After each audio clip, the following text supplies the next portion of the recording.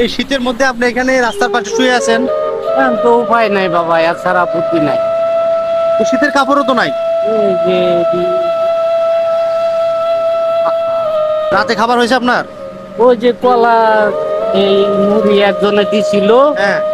খাইতে পারি না, খাইতে পারি না। কলা আর মুড়ি খেতে পারেন না?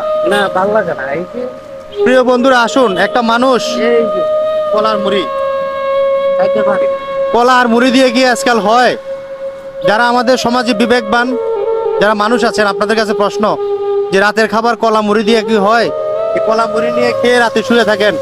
আসুন না, এত পয়সা পয়সা করে কি হবে? জীবনের এত পয়সা তো আর কেউ নিতে পারবে না সাথে করে, সবে দুনিয়াতে থাকবে, কেন এত মায়া, কেন এত মায়া? এই সমস্ত মানুষ যারা রাস্তায় অনাহারে থাকে, আসুন না, এক মুঠো খাবার দিয়েও যদি ওনার মধ্যে মুখে হাসি ফোটানো যায়, আমরা চেষ্টা করতে অসুবিধা নাই তো, যার যার সাধ্য অনুযায়ী।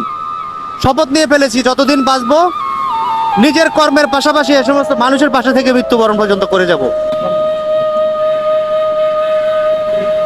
আসুন না, আমরা এই সমস্ত পথ মানুষ যারা অনাহারে, খিদায়, কষ্টে, মানে আপনজন বলতে কেউ নেই, ঘর নাই, বাড়ি নাই, আত্মীয় স্বজন নাই, আমাদের সারা বিবেকবান আছেন, সমাজে যারা বিচক্ষণ মানুষ আছেন, যাদের অনেক জিনিস সম্পদ পড়ে আছে, খাওয়ার লোক নাই, দেন এই সমস্ত মানুষকে বিলিয়ে দেন।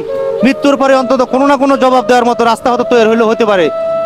মানুষ যখন অভিশাপ দেয়, মনে রাখবেন, মানুষের অভিশাপ আল্লাহর আরশ পর্যন্ত পোষায়।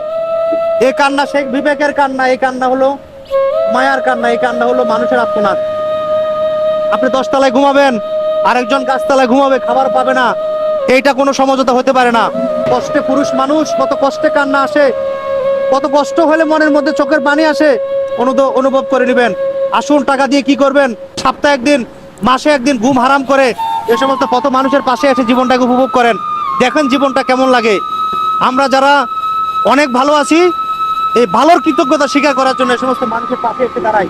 আমাদের প্রতি, আপনার প্রতি আমাদের দোয়া রইল, আল্লাহ যেন আপনাকে ভালো রাখেন, সুস্থ রাখেন। আপনি আমাদেরকে অভিশাপ দিয়েন না, আমাদের সমাজকে অভিশাপ দিয়েন না। হ্যাঁ, ভালো থাকবেন, আমাদের দোয়া রইল আপনার প্রতি। কেমন? আল্লাহ হাফেজ। আপনার কিছু বলার আছে? না, আর কিছু কথা। আমার ভালো লাগতেছে। জি, ভালো লাগে। জি, আমরা চাই এই সমস্ত কাজ আমরা বেশি বেশি করে প্রচার করব, ভালো কাজগুলো দেখাবো, এর মধ্য থেকে অনেক মানুষ, মানবিক মানুষ বের হয়ে আসুক, বিবেকবান মানুষ বের হয়ে আসুক। আমরা আশা করি মানবতার জয় একদিন না একদিন হবেই। এ সমস্ত মানুষের মুখে হাসি ফোটানোর জন্য খুব বেশি লাগে না, অল্পতে অনেক কিছু করা সম্ভব। আজ চলে যাচ্ছি, হয়তো আবারও আসবো বিবেকের কোনো না কোনো বিষয় নিয়ে। সেই পর্যন্ত সবাই ভালো থাকবেন। সালাম আলাইকুম।